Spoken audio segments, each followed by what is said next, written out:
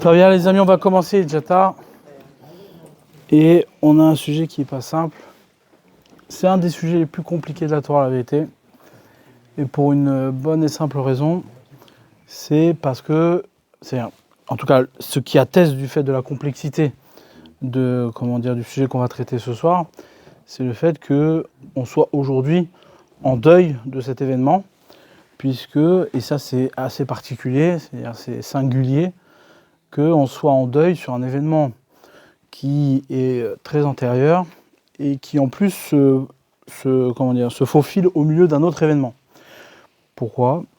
Parce que au bout du compte, on est sorti de Pessah, on compte le Homer depuis le deuxième jour de Pessah, donc premier jour de Pessah, on fête la libération, deuxième jour de Pessah, on compte le Homer pour se diriger vers le don de la Torah.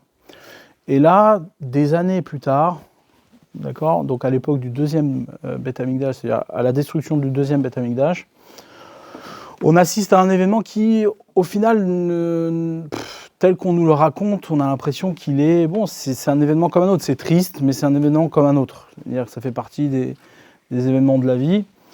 Il y a les élèves de Rabbi Akiva. Rabbi Akiva avait une yeshiva, une grande yeshiva, de 12 000 paires d'élèves, 12 000 chavrutot, donc 24 000 élèves.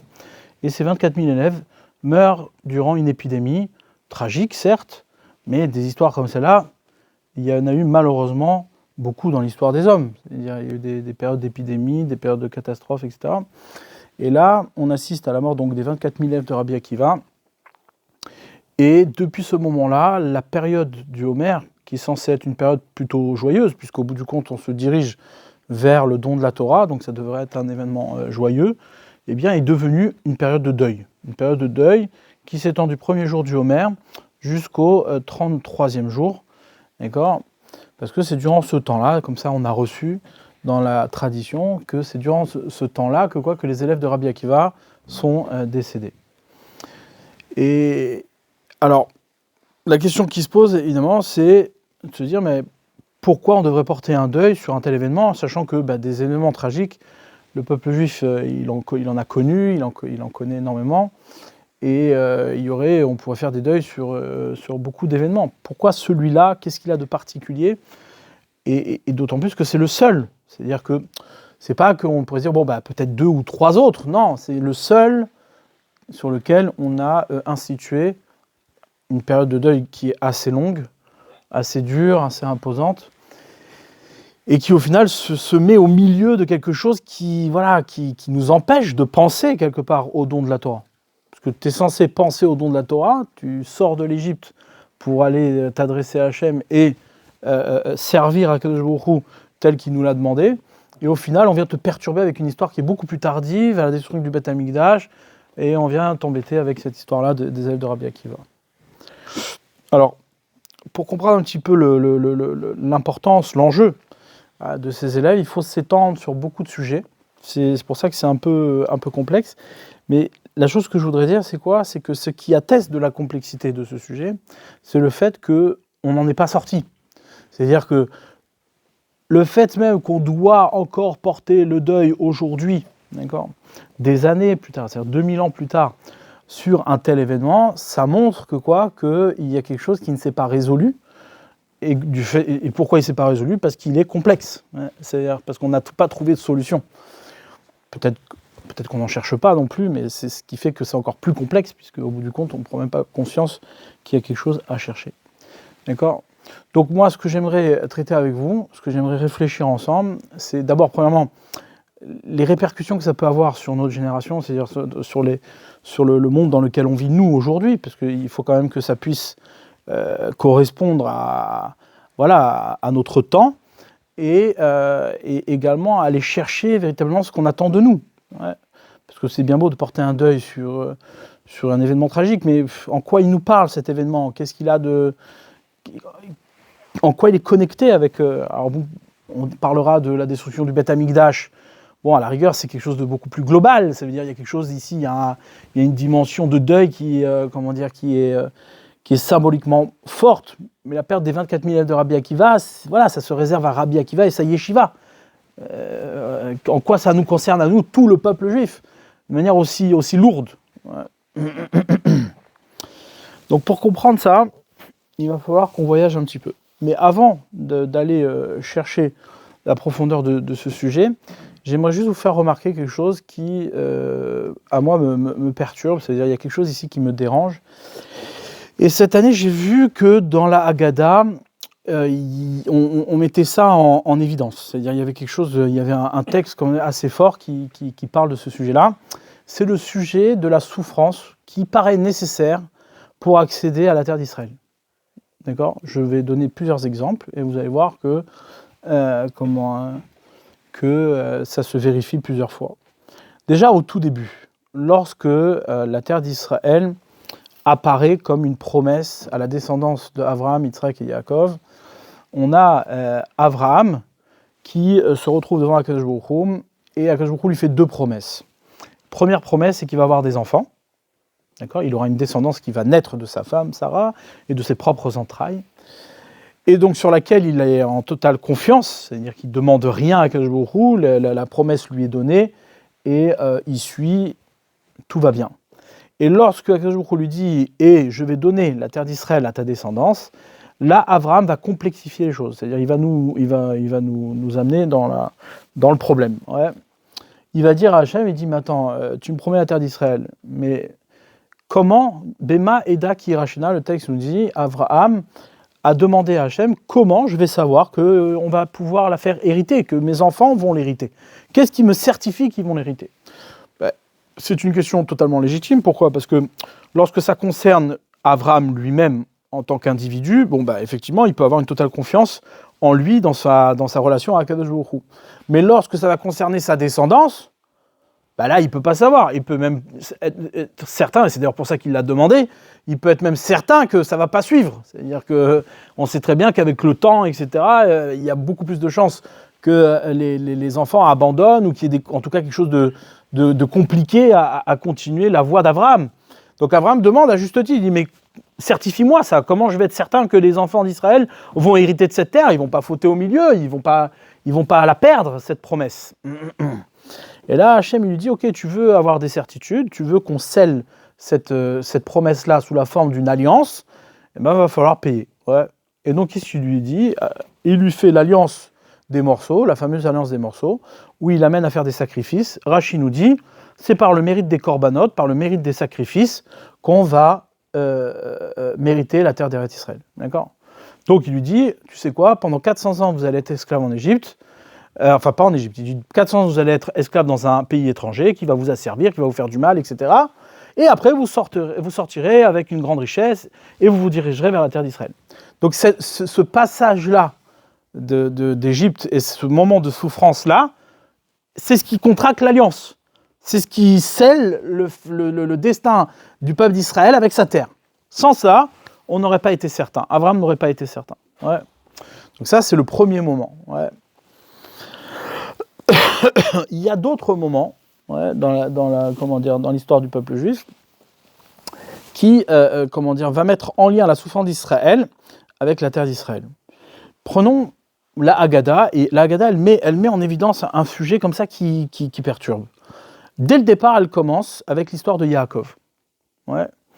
Yaakov, qu'est-ce qui s'est passé avec Yaakov ? Yaakov, il s'est retrouvé donc en dispute avec son frère. Il est parti chez Lavan. Ouais, vous connaissez tous l'histoire. Il est parti chez Lavan, son oncle. Et Lavan, c'était un tordu. Ouais, c'est-à-dire qu'il avait toute sa tête, elle réfléchissait très très vite à comment bénéficier, comment tirer profit de chaque situation. Il n'avait aucune morale, aucune droiture. Et donc, il va profiter de Yaakov. Maintenant, le texte de la Haggadah nous dit que Lavan avait comme projet de détruire complètement Israël. Ouais, le projet d'Israël dans l'œuf. Et donc, lui, il était pire que Pharaon, puisqu'il voulait détruire tout. C'est-à-dire les hommes comme les femmes, ouais, les filles comme les garçons. Alors que le Pharaon, lui, il voulait toucher que les garçons. Et donc, Lavan est présenté comme étant Mais ce qui est intéressant, c'est de voir que la Haggadah nous dit que c'est grâce à ça. Pourquoi elle nous raconte ça ? Elle nous raconte que c'est grâce à cette cruauté de Lavan, que c'est grâce à cette cruauté-là qu'ils vont descendre en Égypte. Parce que Yaakov va quitter Lavan, il va se retrouver partir sur la terre d'Israël, et après ils vont descendre en Égypte. C'est comme ça que la Haggadah présente l'histoire de Lavan. Et elle nous dit au milieu, tu sais, c'est pas le seul, il y en a plein qui ont voulu nous détruire, et ils ne sont jamais arrivés. Ouais. Et nous, on en fait, c'est quand même un moment important. D'accord, on en a fait même une chanson qui revient sans arrêt dans notre tête. C'est-à-dire que ce passage-là, c'est le passage où on lève le verre, etc. Mais qu'est-ce qu'il y a de si extraordinaire? C'est-à-dire, tu ne pouvais pas nous enlever ce passage-là, de dire, voilà, tu sais quoi, à chaque fois, on veut nous détruire, mais on s'en sort. Qu'est-ce qu'il y a d'aussi extraordinaire là-dedans? Dis-moi, il n'y a personne qui veut nous détruire et tout va bien. Ouais, pourquoi tu fixes là-dessus sur le fait que tout le monde veut nous détruire et on s'en sort? Pour essayer de comprendre ça, il y a un texte du Maharal qui dit la chose suivante. Il dit, lorsque les bénis Israël sont arrivés en Égypte, ils se sont retrouvés asservis, d'accord? Et cet asservissement-là a été révélateur de l'identité d'Israël. C'est-à-dire que Israël ne peut pas se retrouver être libre s'il n'est pas Israël, s'il n'est pas le peuple qui pratique la Torah, qui applique la Torah. S'il n'applique pas la Torah, il est forcément de l'autre côté, il est forcément à l'inverse, à l'extrême inverse. Donc, c'est-à-dire humilié, bafoué, maltraité, être ce qu'il appelle lui en esclavage. Ouais. Il est esclave. Si Israël n'est pas libre dans sa Torah, il est forcément esclave. Il construit ça sur un principe qui est un principe de logique, c'est-à-dire que toute chose est cerclée par ses extrémités. Par exemple, si je parle de la couleur blanche, cette couleur blanche résonne pour moi comme étant une couleur de l'autre extrémité parce qu'il y a une couleur noire. Si la couleur noire n'existait pas, je ne pourrais pas penser la couleur blanche de l'autre extrémité. D'accord ? Elle serait une couleur comme une autre au milieu de toutes les couleurs. Maintenant, donc du coup, il dit les extrémités d'Israël, ce qui encadre la réalité d'Israël, c'est quoi ? C'est soit l'esclavage, soit la Torah. Mais il peut pas, Israël ne peut pas se retrouver dans une situation intermédiaire. Ça n'existe pas. D'accord ? Et donc, il dit, c'est soit il a souffrance, mais la souffrance qui est révélatrice du destin d'Israël, c'est-à-dire une totale liberté, une totale soumission à la volonté d'Akadosh Baruch Hu, qui témoignerait qu'il n'a pas sa place dans le monde de la matérialité, parce que s'il prenait place dans le monde de la matérialité, deviendrait esclave. D'accord ? Gardez ce principe-là en tête, on verra, on va essayer de l'approfondir un peu plus tard. Mais moi, ce que je trouve étonnant, c'est quoi ? C'est l'insistance d'Akadosh Baruch Hu auprès d'Israël. C'est-à-dire, il y a une forme de cruauté comme ça qui est perturbante. Ouais. Lorsque Yaakov, va s'installer sur la terre d'Israël, donc il quitte Lavan, Yaakov est tenté de quelque chose, il est tenté de s'installer sur la terre d'Israël, à juste titre. Ouais, il a quitté la maison de ses parents pour aller combattre Lavan, il a surmonté la rencontre avec Esav, et lorsqu'il surmonte la rencontre avec Esav, il se dirige vers la terre d'Israël pour installer les 12 tribus, pour s'installer en terre d'Israël. D'accord ? Et le texte nous dit, Vayeshev Yaakov s'est installé, Be'eretz Megurei Aviv, sur la terre des habitations de ses pères, Be'eretz Kenaan, sur la terre de Kenaan. Ouais. Et là, le texte nous dit quelque chose d'incroyable. Vraiment, c'est incroyable ce qu'il dit le texte ici. Rashi, il dit, Vayeshev, il s'est installé, Bikesh Yaakov la Shevet Beshalva. Yaakov a voulu s'installer en paix, ça y est. Combien d'épreuves ? 21 ans chez Lavan, il s'est pris la tête avec Lavan, il a dû combattre son frère, etc. Et donc, il arrive sur la terre d'Israël, il veut s'installer en paix. Kafat Salav Rogzo chez Yosef, il lui est arrivé l'histoire de Yosef. On lui a enlevé son fils, il a perdu son fils. Et là, le texte nous dit, mais pourquoi il réagit comme ça ? Pourquoi Hachem réagit comme ça ? Tzadikim evakshim leshev veshava. Les tzadikim réclament à s'installer en paix. Ils veulent la paix. Les tzadikim, ils veulent la paix. Amar Akadosh Baruch Hu, il a dit ça. L'odayan la tzadikim, machemetukal naem laolam haba. Quoi, ça leur suffit pas aux tzadikim que le olam haba leur est destiné, qu'ils vont être tranquilles au olam haba. Et là, Meshem evakshim leshev veshava baolam hazeh. En plus de ça, ils veulent être tranquilles aussi dans ce monde-là. Ouais. Alors, il lui envoie l'épreuve de Yosef. Et ça, c'est incompréhensible. C'est-à-dire, quoi, déjà, premièrement, qui a dit que c'était que les tzadikim qui réclament d'être en paix ? Il n'y a que les tzadikim qui réclament la paix. Et les gens, tout le monde va être tranquille. Ça veut dire, ça n'existe pas. C'est pas qu'une tendance chez les tzadikim de vouloir être tranquille. D'accord ? Ça existe même chez les Réchaïm, ça existe chez tout le monde. Ouais. Et en plus de ça, là, ici, il réclame être trempé. C'est quoi être trempé ? C'est s'installer sur sa terre, faire vivre ses enfants. Et il n'a rien réclamé d'extraordinaire. C'est un truc qui serait légitime pour n'importe quelle personne. Et là, je me dis, ça ne te suffit pas, le Olam Haba, on va t'embêter dans le monde présent. Donc ça, c'est énigmatique. C'est-à-dire que ça ne s'explique pas. Voilà, il n'y a rien à expliquer. C'est-à-dire il y a ici quelque chose, on te dit, voilà, tu vas galérer ici. Il faut que dans ce monde-là, tu galères. Ouais, faut que tu galères. En tout cas, ce qui est impressionnant, c'est quoi ? C'est que dès que Yaakov a le projet de s'installer sur sa terre, paf, là, ici, il y a une perturbation. Il y a encore une fois une épreuve. Et cette épreuve-là va l'amener jusqu'en Égypte. Ouais, il perd son fils, il descend en Égypte, ils vont être en esclavage. Ouais, donc c'est quelque part un peu la continuité de la promesse que Hachem a fait à Abraham. Il y a encore un autre épisode très connu, d'accord, où lorsque Moshe Rabbeinu s'apprête à faire rentrer les bénis Israël sur la terre d'Israël, donc ça y est, on est aux 40 ans dans le désert, ils sont prêts à rentrer sur la terre d'Israël, ils sont dans le désert, et là, qu'est-ce qui se passe ? Il y a Moab qui vient, ouais, le peuple de Moab qui vient et qui est perturbé, qui veut pas, il a peur qu'il passe sur ses terres. Donc Balak, qu'est-ce qu'il fait ? Il va chercher Bilham, qui est le grand prophète de la génération, et qui peut maudire le peuple d'Israël. Il essaie désespérément de maudire le peuple d'Israël, il n'y arrive pas. D'accord ? Le peuple d'Israël est intouchable. Par la malédiction. Seulement, qu'est-ce qu'il fait ? Bilham, il donne un conseil à Balak, il lui dit, écoute, j'ai un petit conseil pour toi, ça n'a pas marché les malédictions, mais si tu pervertis Israël, alors Dieu va se mettre en colère contre eux, et là, tu pourras les atteindre. Et là, à ce moment-là, qu'est-ce qui se passe ? Les béné Israël se font embrouiller par les filles de Midian et de Moab. Zimri ben Salou, qui est le chef de la tribu de Shimon, d'accord, prend Cosbi Batsour, prend une femme de Midian pour se marier avec elle, et il provoque Moshe Rabbeinu devant tout le monde en disant « Ouais, mais toi aussi, tu as bien pris une tzipora, fous-moi la paix, convertis-moi la Goya, et que je puisse me marier avec elle. » Ouais. Là, à ce moment-là, Pinchas arrive, il prend son glaive, il pourfend tout le monde, mais dans ce moment-là, 24 000 personnes sont mortes dans le désert, tuées par le glaive, par l'épidémie, que Hachem il a envoyé à ce moment-là. Donc là, ici, encore une fois, on assiste à un événement qui, de par les chiffres, résonne très identiquement à notre histoire de Rabbi Akiva. Ouais. Où les 24 000 personnes qui sont mortes dans le désert par une épidémie, juste en s'apprêtant de rentrer en Eretz Israël, eh bien, comme ils ont fauté, ces 24 000 personnes sont mortes là-bas, et des années plus tard, Rabbi Akiva se retrouve à perdre lui-même ses 24 000 élèves dans un projet qu'on ne connaît pas encore, qu'on n'a pas encore bien défini. Mais une chose est sûre, c'est quoi ? C'est que lorsqu'on regarde l'histoire de Rabbi Akiva, on voit que Rabbi Akiva était porté par ce désir profond d'aboutir, d'amener la délivrance. Ouais. Il y a un épisode que l'on connaît bien, l'histoire de Bétar, la ville de Bétar, où il y a eu une rébellion avec en tête Bar Korba, qui lui était le chef d'armée, qui a réussi quelque part à laisser croire, à remonter sur la terre d'Israël et à combattre Rome pour pouvoir récupérer la terre.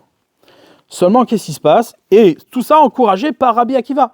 Rabbi Akiva qui proclame que Bar Korba est le Mashiach. Il croyait en lui comme le Mashiach. Seulement, Bar Korba a fauté, il a fait quelques erreurs, d'accord, par orgueil, et il est mort. Et là, Rabbi Akiva, déception, ouais, il se retrouve être une nouvelle fois déçu, puisqu'il sort de l'histoire des 24 000 élèves, et là, encore une fois, l'histoire de Bar Korba, la ville de Bétar a été complètement décimée, c'est-à-dire je ne sais pas combien de personnes sont mortes, mais la Gemara raconte que c'était des milliers et des milliers de personnes, peut-être même des millions, d'accord, qui sont tous tués par Rome. Donc une catastrophe. Ouais. Et Rabbi Akiva reste dans une position que les Chachamim racontent comme une position tout le temps positive. Ouais. C'est-à-dire, donne exemple, la Gemara dans Makot, elle ramène qu'un jour Rabbi Akiva se balade avec ses amis, tous des rabbinim, c'était tous des rabbins, les potes de Rabbi Akiva, et donc ils se baladent sur les ruines du Beth Amikdash. En se baladant sur les ruines du Beth Amikdash, ils voient un renard qui traverse les ruines du Beth Amikdash. Et là, tous les potes de Rabbi Akiva pleurent. Ils se mettent à pleurer. Pourquoi ? Parce que le fait de voir un renard traverser les ruines du Beth Amikdash, eh bien, ça atteste de cette fameuse prophétie qui annonçait la destruction du Beth Amikdash, etc. et l'humiliation du lieu saint d'Israël. Ouais. Et là, Rabbi Akiva, lui, il voit tout le monde pleurer, il sourit, il rit, d'accord ? Donc, il a un comportement qui est, qui est à part, qui est différent. Alors, il dit, mais pourquoi tu ris ? Et lui, Rabbi Akiva, il dit, mais pourquoi je ris ? Pourquoi vous pleurez ? Ouais. Donc, comme si lui, il était normal et que les autres étaient anormaux, d'accord ? Et là, qu'est-ce qu'il leur répond ? Il a dit, mais de la même manière que cette prophétie qui atteste de la destruction de Beth Amikdash est vraie, ça veut dire que la prophétie de la reconstruction est vraie. Et donc, du coup, par conséquent, il faut avoir foi dans la reconstruction. D'accord ? Donc, il a ici une forme... On a un Rabbi Akiva qui est, annoncé comme le personnage positif. Bon, mais c'est pas suffisant, ouais, parce que la positivité, c'est une belle chose, mais en attendant, devant les catastrophes, tu vas pas te mettre à rire devant les catastrophes. Il y a ici quelque chose qui est, qui est déplaisant.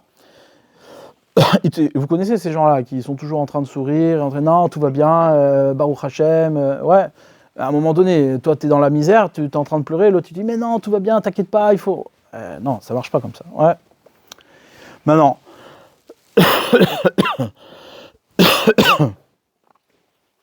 Donc, il faut comprendre quelle est l'attitude de Rabbi Akiva. En tout cas, il a une force extraordinaire, c'est quoi ? C'est que de tout événement tragique, il se relève. La Gemara nous dit que quoi ? Qu'il a perdu 24 000 élèves, c'est pas grave. Ça, c'était dans sa jeunesse. Mais tardivement, un peu plus tard, il reconstruit toute la Torah que l'on connaît aujourd'hui avec 5 élèves. Il n'a pas désespéré. Il est parti dans le nord, dans le sud. Il est parti dans le sud et il est allé chercher 5 élèves. Il a reconstruit avec 5 élèves. Et ces 5 élèves-là sont les piliers de toute la Torah que l'on connaît aujourd'hui. Ouais.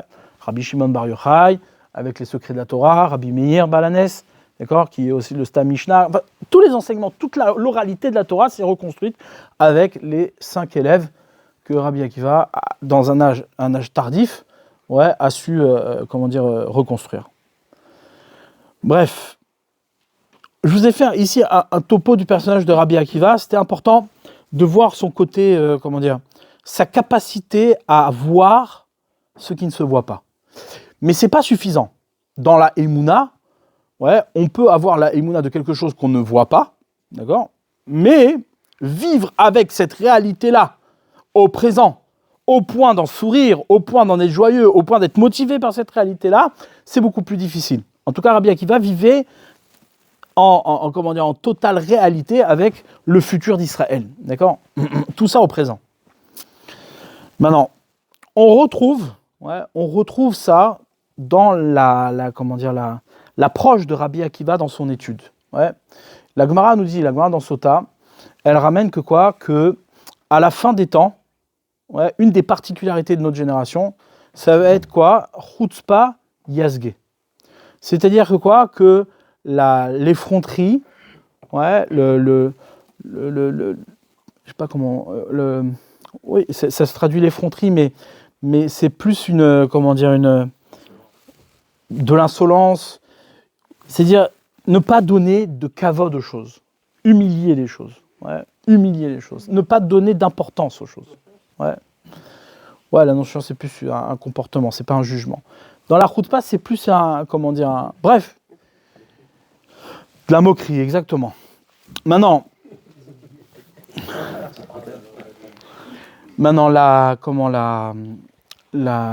ça c'est ça va être la particularité de la génération proche de la venue du Mashiach. Mais ce qui est intéressant, c'est de voir comment on appelle la génération proche de la venue du Mashiach.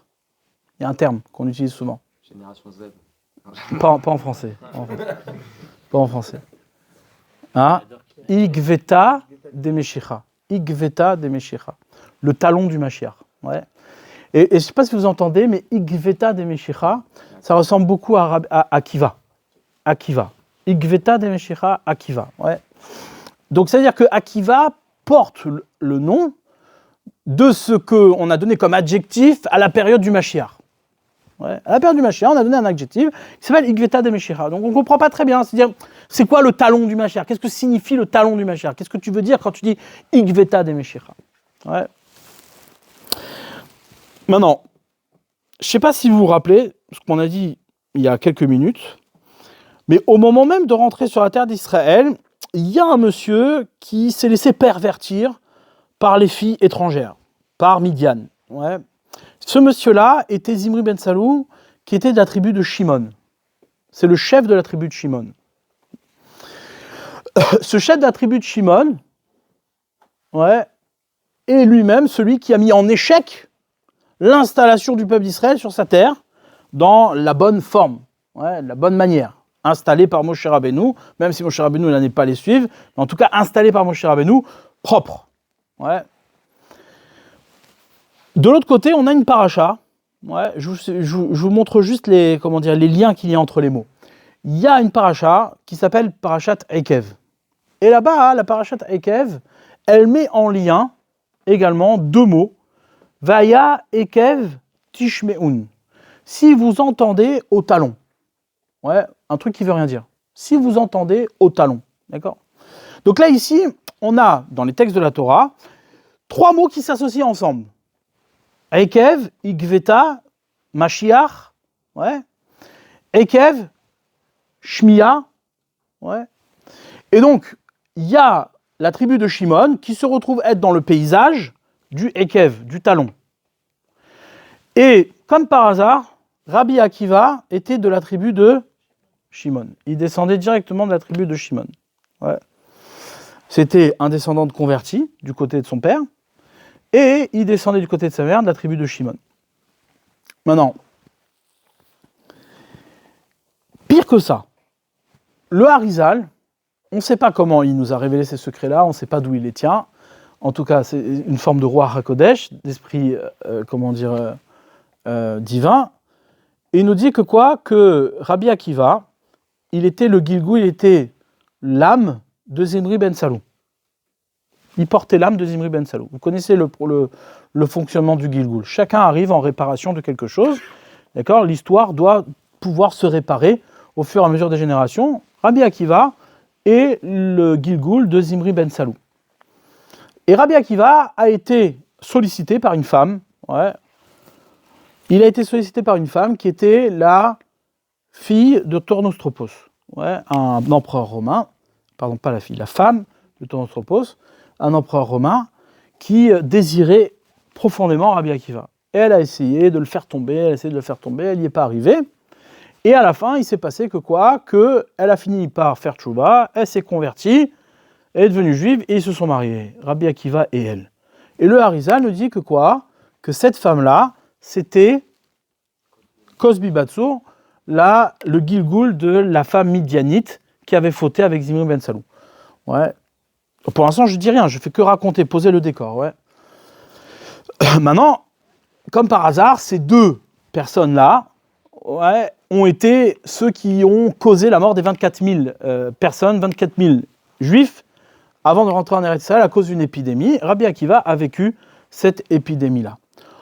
Avec les éléments que nous donne le Harizal, on va essayer de comprendre, d'approfondir, de donner un petit peu de cohérence à tout ça. Ouais.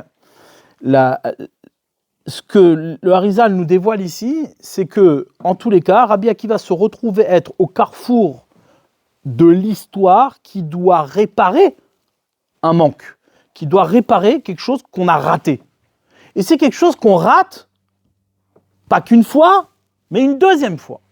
Seulement, avec une petite réparation, légère ou peut-être grande, j'en sais rien, Rabbi Akiva a réparé Zimri ben Salou avec Cosbi Batsur. Mais il n'a pas réparé les 24 000 personnes qui manquent au peuple d'Israël.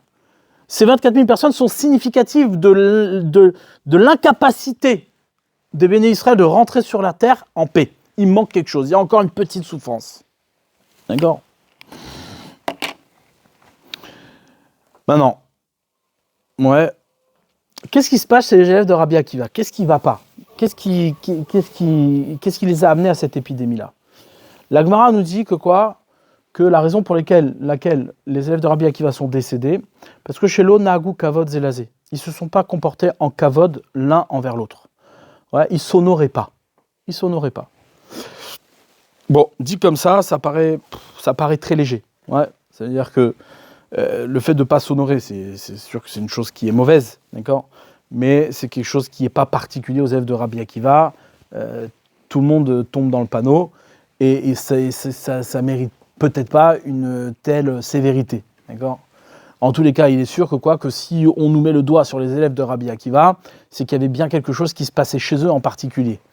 Et là, on voit que quelle était la mida principale de Rabbi Akiva, quelle était la qualité principale de Rabbi Akiva, nous dit la Gemara dans Sota, au même endroit qu'elle parle de la particularité de la génération du Mashiach, nous dit que Rabbi Akiva, Mishémet Rabbi Akiva, depuis le moment où Rabbi Akiva est décédé, Batla Kavod HaTorah. Le Kavod de la Torah, l'honneur de la Torah a disparu. Il n'y a plus de Kavod HaTorah. Rabbi Akiva portait tout le Kavod de la Torah, il portait tout l'honneur de la Torah. Pourquoi ? Quelle était sa qualité ? Qu'est-ce qu'il y avait chez lui qui révélait son Kavod de la Torah ? C'est que sur chaque lettre, il ne délaissait pas les petites couronnes. C'est-à-dire les petites couronnes qui sont sur chaque lettre, eh bien, il a su les interpréter, il a su aller chercher le sens de ces couronnes-là. Ça, c'était Rabbi Akiva. C'est-à-dire quoi ? C'est-à-dire que nous, lorsqu'on comprend quelque chose, on le comprend de manière approximative, même s'il y a des petits détails qui ne sont pas encore bien compris, c'est pas grave, au moins on a quelque chose. Rabbi Akiva, il ne laissait rien. Il dit non, ça, ce petit détail-là, ces petites couronnes. Et même pire, c'est-à-dire que même là où les couronnes ne disent rien, la lettre est suffisante. La lettre, c'est elle qui parle le sens. La lettre, c'est elle qui parle. Eh bien, lui, il va dire non, mais ça, ce petite couronne qui ne parle pas, je veux trouver le sens de cette petite couronne. Hachem, il a mis ça, je dois savoir qu'est-ce que ça signifie. C'est-à-dire que Rabbi Akiva avait ce comportement et cette attitude, d'accord, qui était de ne rien laisser sans connaître quelle était la volonté d'Akadosh Baruch Hu sur chaque petite chose du monde. Chaque petite chose devait être interprétée et devait être comprise. Rien délaissé. Ça, c'était la qualité de Rabbi Akiva. Ok. Tout ça, tout ce qu'on a dit maintenant, c'est juste des éléments pour qu'on ait le décor. Maintenant, on va attaquer le vif du sujet. Il y a une Gemara dans Menachot. La Gemara dans Menachot, très connue, qui ramène que lorsque Moshe Rabbeinu est allé chercher la Torah pour la donner au peuple d'Israël, eh bien, il a vu Hachem en train d'écrire les couronnes sur les lettres. Il y avait les lettres de la Torah, et Hachem était posé en train d'écrire les couronnes sur les lettres. Et là, Moshe Rabbeinu s'étonne, il dit, mais pour qui tu fais ça ? Qui c'est qui va comprendre ça ? Pour qui tu donnes ces couronnes-là ? Et là, Hachem il lui dit à Moshe, il y a un monsieur qui va s'appeler Akiva ben Yosef, qui va venir dans le temps, qui lui saura interpréter chaque petite couronne et en sortir des tas entiers d'halachot. Il percera le mystère de ces couronnes. Et là, Moshe dit, waouh, montre-le-moi, je veux le voir. Je veux le voir, ce Rabbi Akiva. Hachem, qu'est-ce qu'il fait ? Il envoie, à l'époque de Rabbi Akiva, dans la yeshiva de Rabbi Akiva, et Rabbi Akiva est en train de donner un cours. Et au milieu de ce cours-là, Moshe Rabbeinu assiste au cours, il ne comprend rien de ce que Rabbi Akiva dit. Rien. Et donc, Moshe Rabbeinu est déprimé. Il dit quoi ? Ce Rabbi Akiva-là, qui va venir des années plus tard, est en train de donner un cours de Torah que moi, je ne comprends pas. Le problème, ce n'était pas que lui ne comprenait pas. Le problème, c'est quoi ? C'est que Rabbi Akiva était en train de dire quelque chose qui est étranger à la Torah. C'est pas de la Torah ce qu'il dit. Si moi je ne le comprends pas, c'est pas de la Torah, puisque c'est moi qui donne la Torah. D'accord ? Et là, Rabbi Akiva conclut son cours en disant aux élèves, Halacha le Moshe Sinaï, c'est une halacha de Moshe au Sinaï. Tout ce que je vous ai enseigné, c'est ce que Hachem il a dit à Moshe au Sinaï.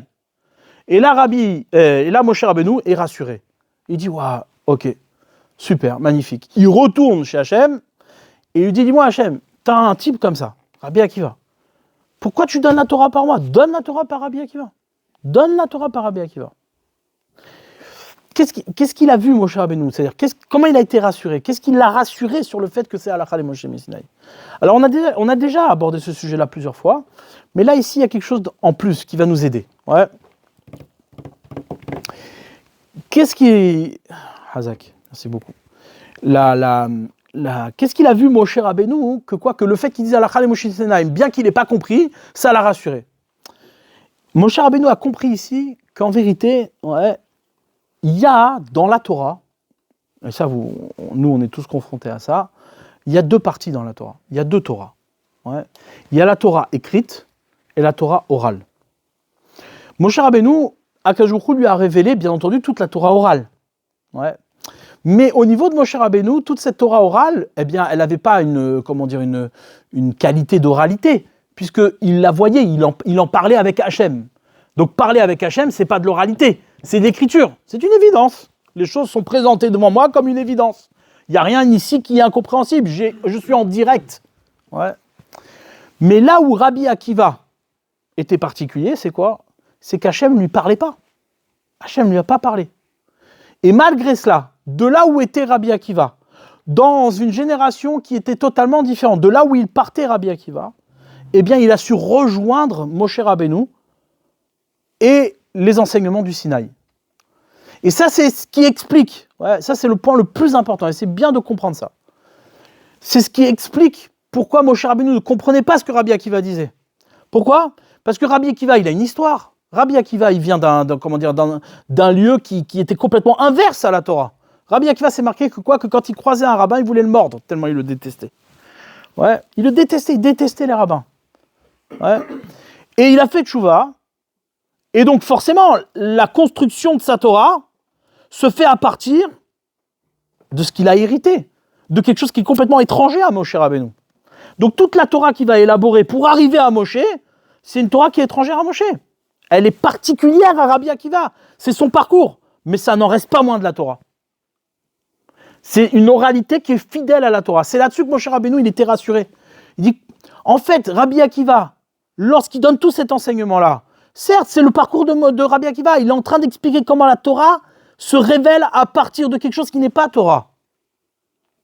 Moshe Rabbeinu, lui, il a porté la Torah, il a révélé la Torah au peuple d'Israël qui sortait d'Égypte, qui avait vu l'intervention d'Akadosh Baruch Hu et qui chaque jour comptait pour recevoir la Torah.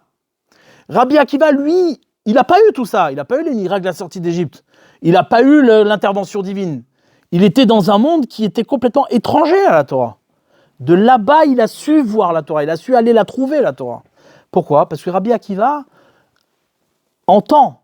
Il a cette capacité d'entendre au-delà de ce qui se voit.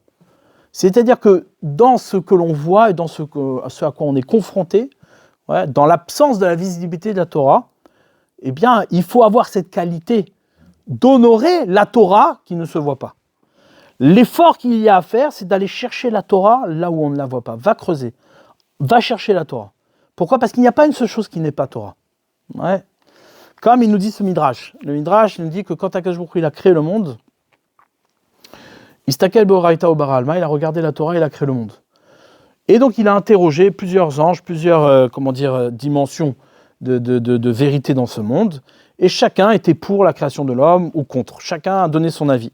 Et lorsqu'il s'est adressé à la vérité, à la vertu de la vérité lui a dit non, tu ne crées pas l'homme. Pourquoi? Parce que l'homme, il est koulosh karim, il est entièrement mensonge. Entièrement mensonge. Tu peux rien faire de l'homme, c'est un mensonge. Et donc qu'est-ce qu'il a fait Hachem? Il a pris la vérité, il l'a jetée sur terre, et il a dit Emet me'eret titzmar, la vérité jaillira de la terre. C'est-à-dire que la vérité, bien qu'elle se trouve au milieu du mensonge, bien qu'elle se trouve au cœur d'une terre qui est étrangère à la vérité, toute chose aboutit à la vérité. Toute chose aboutit à la Torah. Et notre travail à nous, c'est d'aller voir comment tout ce qui est contraire à la Torah amène à la Torah. Ça, c'est le secret de la création. Le monde, il a été créé sans Torah. Comme il nous dit la Gemara dans Sanhedrin, le monde est divisé en 3 parties. Shit, Alfe, Shnin, Ave, Alma. Le monde, il a 6000 ans. 2000 ans de Tohu, 2000 ans d'absence de sens, 2000 ans d'abandon, 2000 ans de Torah et 2000 ans de Mashiach. Le monde ne commence pas avec la Torah. Le monde, il commence avec une absence, avec un vide, avec des hommes à l'abandon. Et pourtant, il l'amène à la Torah. Pourquoi Hachem il a commencé le monde comme ça? Pour te révéler que malgré le détour, malgré l'absence de Torah, tout amène à la Torah. Et donc notre travail à nous, c'est quoi? C'est d'aller chercher, d'aller arracher la Torah qui est capturée dans un monde qui ne révèle pas suffisamment la Torah. Ça, c'est ce que Moshe Rabbeinu il dit à Hachem.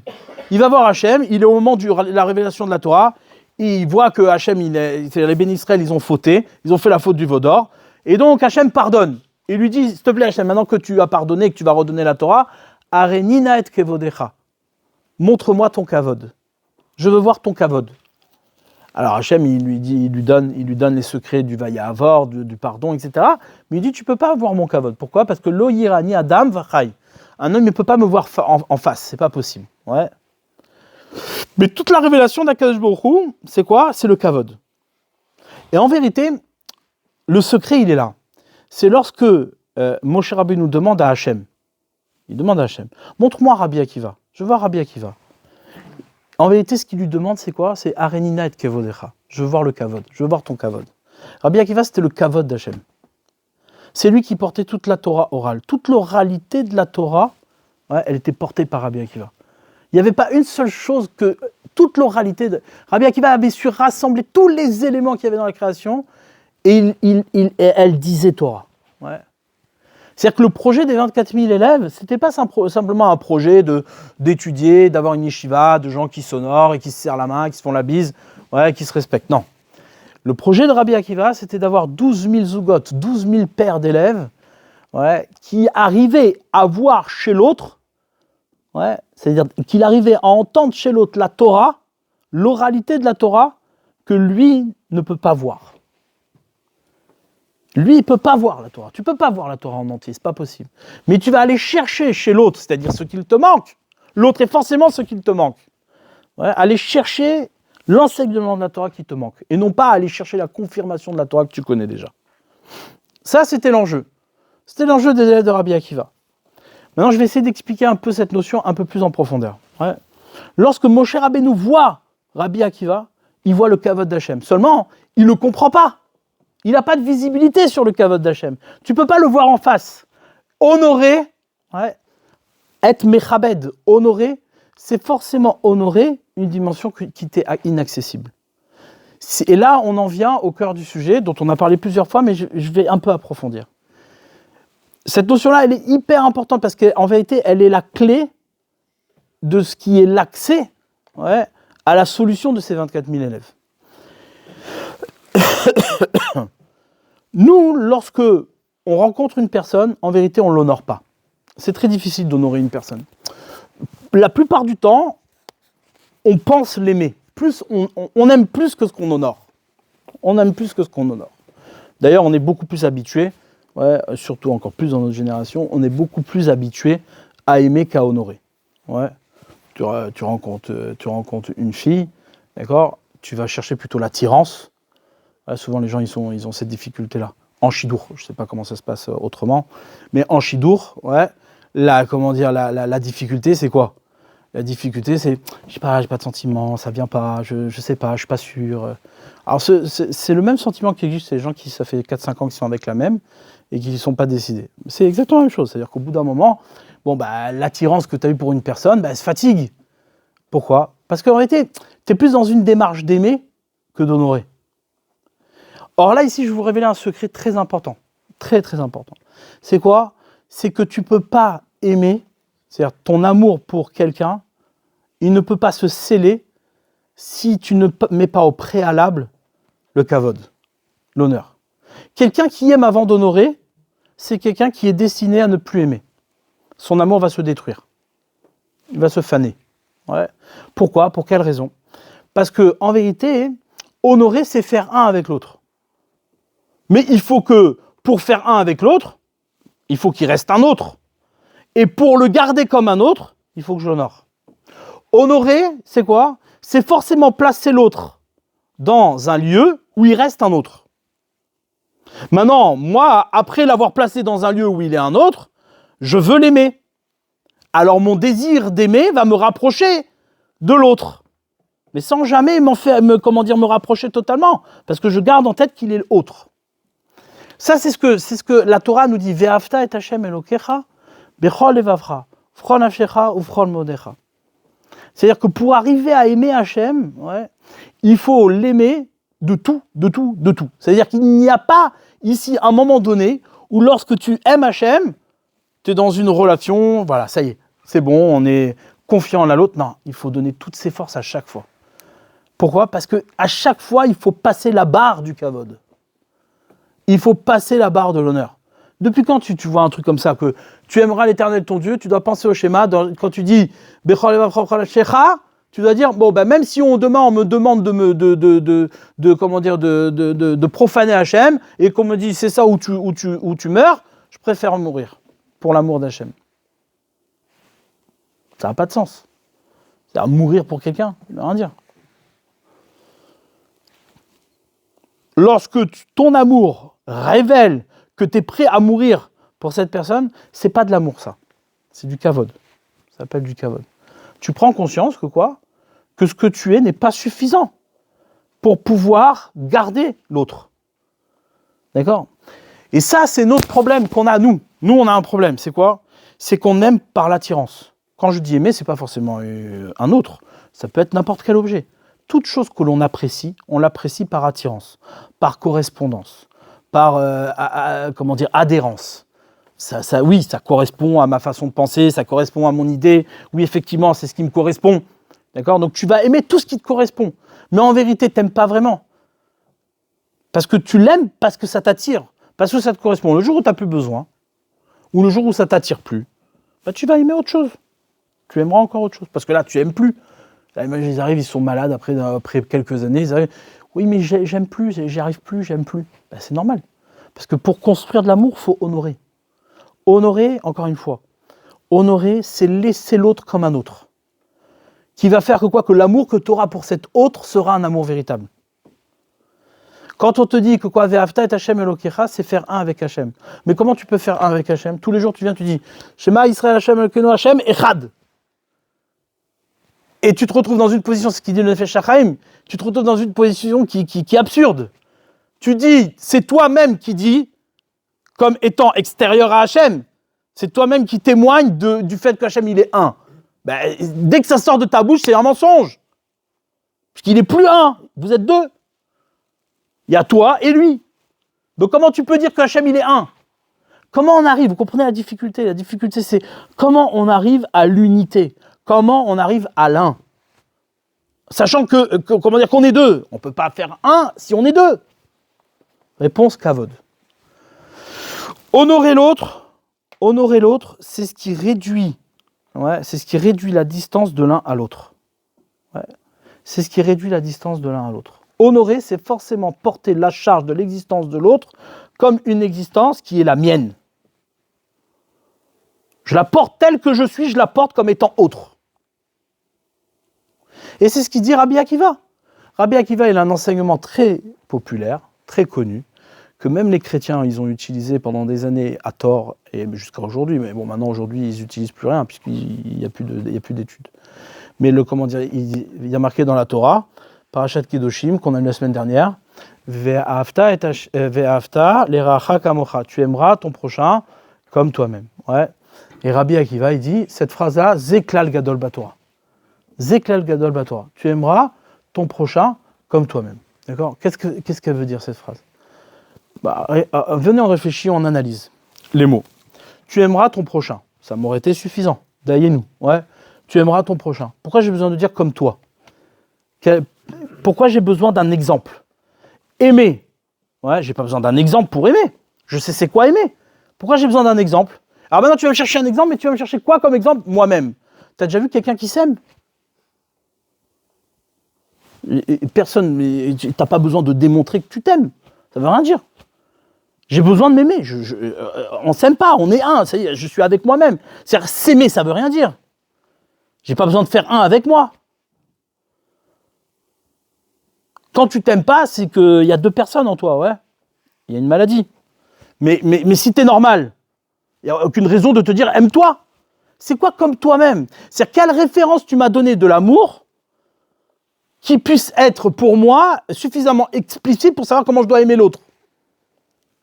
Ça veut rien dire. Ve'afta l'eracha, tu aimeras l'autre, donc ton prochain, comme toi. Mais je ne sais pas c'est quoi comme moi. M'aimer, je ne sais pas ce que c'est. Donc cette phrase, elle ne veut rien dire. Et les autres, ils l'ont utilisé. Oui, vous voyez, c'est l'amour gratuit, c'est le truc, c'est le machin. Ouais. D'accord ? Qu'est-ce que ça veut dire aimer son prochain comme toi ?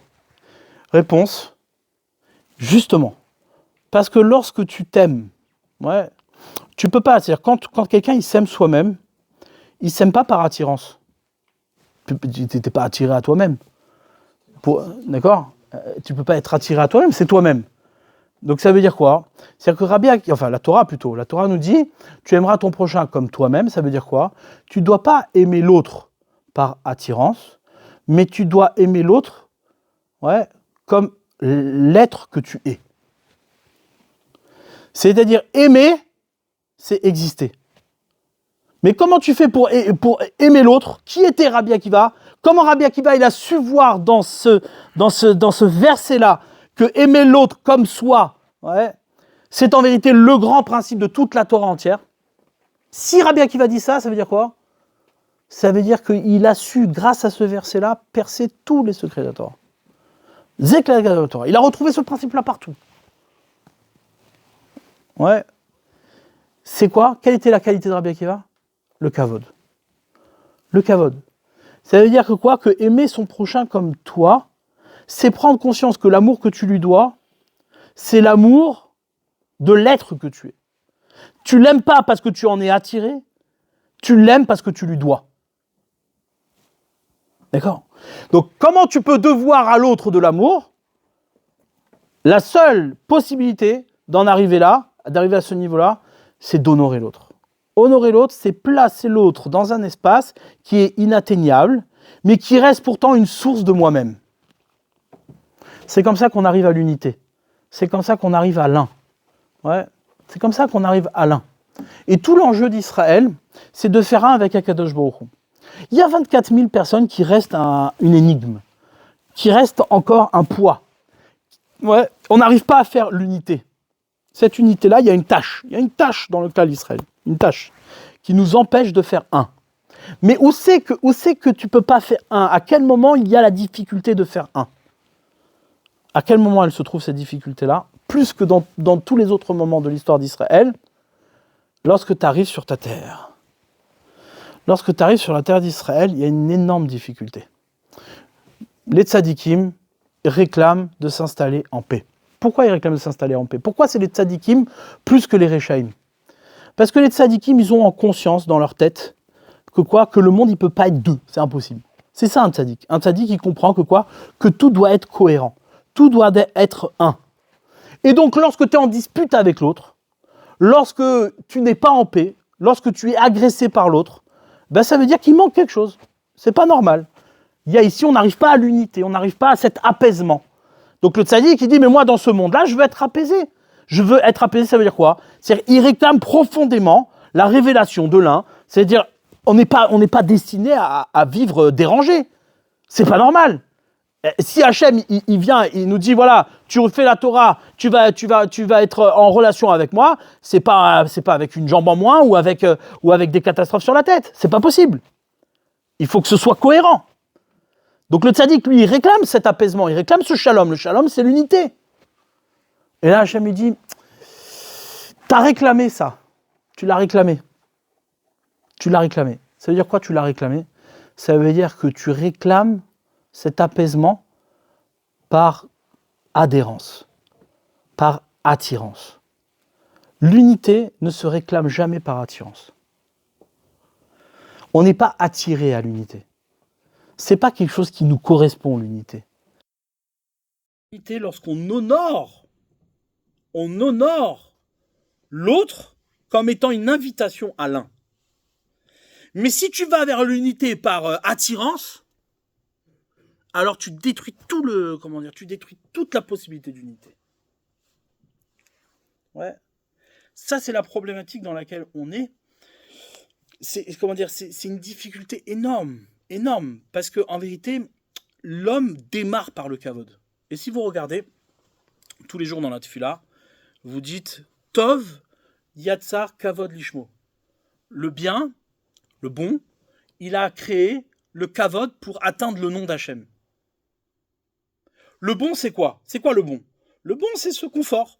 C'est cette sérénité. C'est ce qu'il y a de bon. C'est le bonheur. D'accord? Mais le bon, on comprend, il sait que quoi? Que s'il ne crée pas le kavod, tu ne pourras jamais atteindre son nom. Ouais, comme c'est marqué dans le Pirkei de Rabbi Eliezer, c'est marqué qu'au premier instant de la création, Hu Ushmo Echad. Lui, Hachem, et son nom faisaient un. Le Shmo, son nom, c'est l'unité. Arriver à faire un avec le nom d'Hachem, c'est surtout pas rentrer dans la bêtise de penser que c'est d'être installé dans le bonheur, dans le shalva, dans la paix, dans la sérénité par attirance, par adhérence. D'abord, le Tov a compris, le bon a compris que quoi? Que Yatsar Kavod Ishmo. Il faut d'abord créer le Kavod pour atteindre son nom. Pourquoi c'est comme ça? Parce que sinon, à un moment donné, le bien que tu reçois n'est plus une occasion de grandir. Elle est juste une consommation du bien. Elle est juste un bien duquel tu profites. Mais nous, la raison pour laquelle on doit profiter du bien, c'est de se rapprocher d'Hachem. Quand Hachem il nous donne du bien, c'est pas pour dire ouais, c'est bon, détente. Non, c'est parce que le bien qu'il te donne, il te rapproche de lui. C'est une occasion de servir encore plus. C'est pour ça que le kavod vient en introduction au bien. Et si vous regardez, le Homer est divisé en deux parties. Il y a les 32 premiers jours du Homer, qu'on a ratés, et il y a les 17 autres jours du Homer, qui sont la suite du Homer, dans lesquels on n'a pas raté. On n'a pas d'avéloute, on n'a pas de deuil. Et 32 premiers jours du Homer, c'est la même gematria, la même valeur numérique que Kavod. Kavod, c'est 32. Kavod, c'est les 32 premiers jours qu'on a bafoué, qu'on a sali. Ouais. On a sali, on n'a pas réussi à atteindre le Kavod. Mais là où le Kavod est exigeant, c'est où? C'est quand on étudie la Torah. Pourquoi? Parce qu'il ne faut surtout pas que tu viennes à étudier la Torah parce que tu es attiré par la Torah en tant qu'adhésion. Mais tu apprécies la Torah parce que tu l'honores. Parce que c'est le Kavod. Parce que sinon, tu apprends plus. Si tu es attiré par l'étude juste parce que tu aimes ce qui t'attire dans l'étude, tu ne peux plus être en apprentissage. Il n'y a plus de révélation possible. Qu'est-ce que je vais te révéler à quelque chose que tu sais déjà? Tu ne peux pas. Pour pouvoir dire que tu aimes la Torah, il faut d'abord l'honorer. Et honorer la Torah, c'est d'être sensible à l'expression de la Torah de l'autre, qui est un enseignement pour ce que la Torah va devenir chez toi. Entendre l'autre comme une révélation de la Torah, c'est-à-dire, forcément, l'autre, tu vas l'écouter. Tu vois, oui, bon, je connais déjà, je sais ce que tu as à me dire. Oui, c'est ça, oui, c'est le DAF Intel, oui, c'est le Shulchan Aruch Intel. Ouais, aujourd'hui, c'est devenu une espèce de catalogue. Tu connais les enseignements où ils se trouvent, tu connais le Shulchan Aruch tel endroit, tu sais que celui-là, il dit ça, celui-là, il dit ça. D'accord?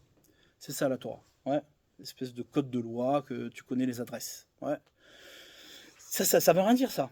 Ça veut rien dire. C'est comment l'autre est un chemin vers la Torah que je n'entends pas, que je ne comprends pas, mais que je peux attester que c'est halakha le Moshe Sinaï. C'est une halakha de Moshe au Sinaï. Ça, oui, je peux l'attester. Je peux voir que sa Torah, c'est une halakha le Moshe Sinaï. Ça, c'est ce qu'on appelle le kavod. Et comme par hasard, les 17 autres jours du Homer, ouais, c'est quoi la gematria du Tov? 17. Le Homer est divisé en deux parties, Kavod et Tov. Tu veux arriver au Tov? Il faut d'abord que tu sois Kavod. Complète le Kavod parfaitement, et là tu pourras être dans le Tov. Profiter, mais profiter pour l'élargissement que ça t'apporte. Pas profiter pour le confort que ça te donne. Parce que lorsque tu profites du confort que ça te donne, tu t'élargis pas. Ouais, en général, croyez-moi, j'ai de l'expérience. Lorsque tu profites des choses que tu apprécies, tu t'élargis. Ouais, tu grossis. Ouais. Mais ça, pas plus. Tu peux pas déborder. Tu peux pas t'agrandir. Ouais. Là, ce que Hachem attend de nous, c'est ça. C'est Rabbi Akiva. Rabbi Akiva, il voit une lettre avec une couronne. Il dit, tous les gens, ils vont te dire, mais la lettre est suffisante.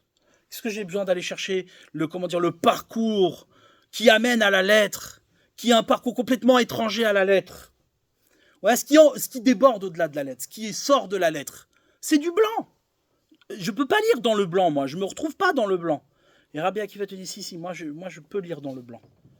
Moi, je vois cette petite couronne et j'entends que la limite de la lettre, en vérité, la lettre, C'est l'amour que tu obtiens après avoir donné du kavod qui démarre de cette petite couronne, qui te signifie que le sens que la lettre te donne a une origine qui est au-delà de ce que la lettre peut supporter. Ouais. Vous connaissez ma démonstration. Vous avez vu ce vers? Le vers, c'est la lettre. D'accord? Ce vers-là, c'est la lettre. Maintenant, cette lettre-là, elle est limitée. Ce vers, il peut pas aller, tu peux pas le remplir. D'ailleurs, je vais le remplir. Tu peux pas le remplir plus que ce qu'il contient. Sinon, il déborde. D'accord? Donc, lorsque tu veux un amour pour l'autre, qui est un amour qui se définit dans l'attirance de l'autre, tu peux pas aller plus loin que les limites. Si tu vas au-delà des limites, ça déborde et ça en fout partout. Ouais, ça marche pas. Tout ce que tu as rajouté. Maintenant, si tu prends conscience qu'en vérité, ce verre-là, tu ne pourrais pas avoir la connaissance de ce qu'il contient si tu n'étais pas à l'extérieur de ce verre. S'il n'y avait pas un espace infini que le verre ne peut pas contenir. Ouais, je ne sais pas si vous avez entendu une fois, il y a un mathématicien qui s'appelait Georges Cantor, un Italien, qui avait été, le pape, il avait fait enfermer parce que ce qu'il avait démontré était complètement fou. Ouais, d'ailleurs, il a perdu la raison justement parce qu'on le traitait comme un fou. Je ne sais plus s'il s'est suicidé, enfin bref. Et lui, il a démontré qu'il y avait des infinis qui étaient plus petits que d'autres. Ouais, par exemple, l'infini des nombres entiers est plus petit que l'infini qu'il y a entre 1 et 2. Mais toi, tu viens, t'es le pape, tu dis, ouais, qu'est-ce que tu racontes comme bêtise? D'accord? Les infinis, c'est des infinis. Comment tu peux dire que 1 est plus grand que l'autre? C'est infini. Et bien lui, il a démontré que les infinis, l'infini des nombres entiers est plus petit que l'infini de 1 entre 1 et 2. Et où il a eu cette intuition? D'où c'est sorti un truc là? Il a démontré mathématiquement, d'accord? On utilise beaucoup ça aujourd'hui.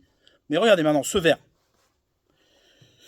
Ce verre, entre le haut de ce verre et le bas de ce verre, je peux diviser par 2. Alors, lorsque je divise cette partie par 2, l'autre partie, je peux la diviser par 2. Et l'autre partie qui me reste, je peux la diviser par 2. Et ainsi de suite jusqu'à l'infini, en vérité. Je peux la diviser par 2 jusqu'à l'infini. Ce verre-là, qui est limité, je peux le diviser à l'infini. Il y a un infini qui est contenu entre cette limite du haut du verre et cette limite du bas du verre. D'accord? Mais c'est un petit infini, puisqu'au bout du compte, il est limité entre le haut et le bas. Maintenant, si je prends l'infini que le verre ne peut pas contenir, c'est tout cet espace-là qui dépasse le verre. Vous voyez comment il est beaucoup plus grand que l'infini qui se trouve dans ce verre? D'accord? C'est comme ça qu'il a eu l'intuition, comme Cantor. Ouais. Et donc, c'était un goy, il n'est pas juif. Ouais, et c'est pas un juif qui a trouvé ça. Non, c'est important de le dire quand même, parce que en général, les juifs sont plus intelligents que les... Maintenant, maintenant, pourquoi cet exemple-là, il est important? Parce qu'en vérité, la lettre, c'est ce verre. La couronne, elle vient te dire, elle dit, tu sais, en vérité, tout ce que je t'ai donné là, c'est pour que toi, tu puisses apprécier la réception de tout ce que tu ne peux pas recevoir. Ça veut dire, ça, la lettre, elle n'existe que pour te révéler le kavod que tu dois à la lettre que tu peux apprécier. C'est la petite couronne qui est sur la lettre. La lettre, c'est facile. Tu lis la lettre, tu comprends ce qui est écrit. Mais sache que l'origine de ta compréhension, elle est largement dépassée par ta compréhension. Elle va au-delà de ta compréhension. Et qu'il y a une recherche à faire au-delà des sentiers que tu peux maîtriser. Ouais. Ça, c'est ce que Hachem dit à Abraham. Hachem lui dit, Abraham, tu veux être certain? Tu veux contenir la terre d'Israël?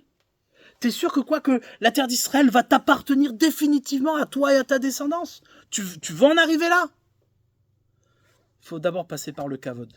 Et passer par le kavod, c'est d'accepter que tout ce que tu pourrais être dans ce monde et qui pourrait être appréciable, c'est pas ce que tu es. C'est la raison pour laquelle je crois à contracter une alliance et que tant qu'on n'est pas ce qu'on est, c'est-à-dire qu'on n'aime pas autrement que par l'attirance, eh bien on peut pas, ça marche pas, ça colle pas. Ouais. Honnêtement, je sais pas si c'est juste de dire ça, parce que souvent il faut faire attention avec les spéculations et un peu comment dire. Mais ce qui est très étonnant, c'est quoi? Et c'est sûr que c'est pas par hasard. C'est-à-dire que cette période du Homer est traversée par des événements qui sont liés, ouais, comment dire, au retour des Béné Israël sur leur terre. Yom HaZikaron, Yom HaAtzmaut, d'accord. C'est au milieu du Homer que ça se passe, durant la période de deuil, c'est-à-dire durant la période du Kavod. D'accord. Et j'ai trouvé ça toujours bizarre. Je sais pas, c'est juste des éléments de réflexion que je vous donne et vous en ferez ce que vous voulez. Aucune interprétation. Mais je sais pas si vous regardez le chiffre des soldats morts pendant le Yom HaZikaron. Vous avez le chiffre en tête? Combien de soldats? 25 000. Je ne sais pas combien de goyim il y a dans les gens qui sont morts pendant... Parce qu'il y a aussi des goyim à l'armée. Il y a des non-juifs à l'armée. Je ne sais pas. Mais il y a une similitude comme ça qui me paraît un peu... Comment dire? Qui est pas normale. C'est pas normal. Que durant ce période du Homer, on nous renvoie à ce chiffre-là de 24 000, qui est proche en tout cas de 24 000. Je ne sais pas c'est quoi l'exactitude du compte. On ne peut pas nous compter. On n'est pas là pour compter. Ouais. Bon, bah. Bref. D'accord. Donc, c'est-à-dire, il y a ici quelque chose qui se répète dans l'histoire d'Israël et qui est lié à la notion de kavod. Et la notion de kavod, et ce qu'il faut retenir ici, c'est que la notion de kavod, c'est quoi? C'est de comprendre que tu peux pas honorer. Ouais, honorer, c'est forcément honorer autre chose que ce que tu es en capacité d'apprécier. Et que l'amour que tu vas donner à l'autre, tu ne pourras le donner sincèrement et de manière éternelle que si tu le fais devancer par du kavod. Kavod, c'est recevoir sur soi la charge de ce que l'autre me demande. L'autre en tant qu'autre. Et Hachem est autre. Hachem, il est autre. Mais pourtant, je dois faire un avec lui. Comment je peux être autre et à la fois faire un? Kavod. Il n'y a que comme ça. Après, tu accèdes à une réalité de tov, de bien avec lui, qui est sans arrêt dans la progression, sans arrêt dans l'élargissement de soi. Ce que l'on doit pouvoir atteindre, c'est ce débordement. Mais ce débordement qui ne gâche pas le contenu que je cherche à contenir dans mon contenant, mais au contraire, un débordement qui constitue mon contenant. Je sais que tout cet espace-là que le verre ne contient pas, c'est grâce à cet espace-là que je peux voir ce qui est contenu dans ce verre.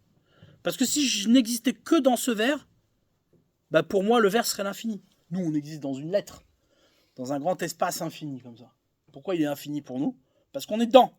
Mais si je suis à l'extérieur, il va devenir tout petit. Parce que je vais voir que tout l'espace qu'il ne peut pas contenir est immensément grand. C'est tout celui qui m'échappe. D'accord? Et Kitsour, en conclusion de ça, c'est que ce que la Haggadah nous révèle par le biais de la vanne c'est le blanc. Ce que la Haggadah nous révèle par le biais de la vanne, c'est que toute l'histoire d'Israël commence par le blanc pour arriver à la lettre. Ouais. Shachor al-Gabé Lavan nous dit le Midrash. La Torah, elle est écrite Shachor al-Gabé Lavan, noir sur du blanc. Ouais. C'est-à-dire que Lavan, c'est le début d'histoire d'Israël. Et le début de l'histoire d'Israël, c'est quoi? C'est la volonté totale de faire disparaître Israël. Qu'est-ce qu'il y a d'extraordinaire là-dedans? Qu'est-ce que je dois me réjouir de ça? Ouais. Qu'est-ce que je dois me réjouir de ça? La réjouissance, elle est que justement, je prends conscience que mon origine se trouve être dans le désir de m'exterminer et qui, au bout du compte, n'est pas réalisable. Parce que ma source, ce que je suis, ouais, se retrouve être complètement conditionné par le blanc lui-même. C'est ce qu'il a fait Yaakov. Yaakov vient, il dit, Lavan, il vient, il dit, tu sais quoi? Tu vas prendre le troupeau, tu vas partir, mais on va faire des tests avant. Les brebis qui sont tachetées, qui vont s'accoupler ensemble, ce sera les miennes, et les blanches tu vas les mettre de côté, tu les enlèves, ouais, pour pas qu'ils se fassent. Et qu'est-ce qu'il a fait Yaakov? Il lui a montré que quoi? Bah non, que tout ce qui sortait était exactement comme ce que Yaakov lui il avait prévu, et pas comme ce que Lavan il avait prévu. C'est-à-dire que tout le monde, ouais, même s'il est inverse à ce qu'est Israël, même s'il s'oppose profondément à Israël, même si le monde il est obscur et qu'il est inverse à la Torah, toi, tu dois aller chercher la Torah qui est là-bas et montrer que quoi? Que de là, on arrive à la Torah. Parce que rien n'échappe à la Torah. Rien. Rien, tu peux pas échapper à la Torah. T'as beau écrire l'histoire comme tu veux, tout revient à la Torah. Ouais. Ça, c'est la notion de kavod. Kavod, c'est ça. C'est prendre conscience que j'honore ce qui me dépasse. J'honore ce que je comprends pas. Honorer ce que tu comprends pas, c'est faire l'effort d'aller comprendre là où tu comprends pas. Sinon, bah voilà. Ça n'a pas de sens. Aimer ce que tu apprécies, sachez bien, ça c'est important. Dans la relation des couples, dans la relation des amis. Ouais, ce qui se passe souvent, c'est quoi? C'est souvent cette erreur-là. C'est quoi? C'est qu'on aime ce qu'on apprécie. On aime ce qui nous attire. Mais l'attirance physique, l'attirance matérielle, elle se fane, quoi qu'il arrive. Il y a pas, c'est mathématique. C'est-à-dire, il n'y a pas ici, oui, non, mais moi j'ai aimé ma femme toute ma vie. Ça n'existe pas. C'est un mensonge. Comment tu peux aimer de manière éternelle? C'est lorsque tu gardes le kavod. Tu gardes le kavod. C'est comme ça, ouais. On avait expliqué une fois. Que comment Akadosh Baruch Hu, il a créé la femme. Il a créé la femme comme un autre.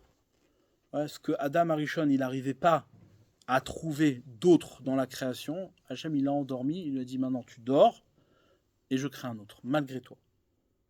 Donc quand il a découvert la femme, elle est apparue comme un autre, alors que c'est lui. Elle était en lui.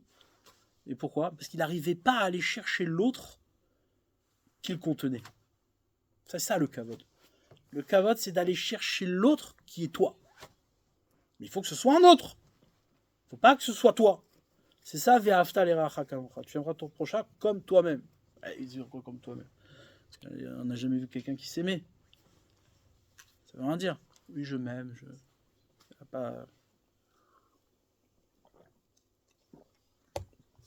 Top. Hazak ou Baruch.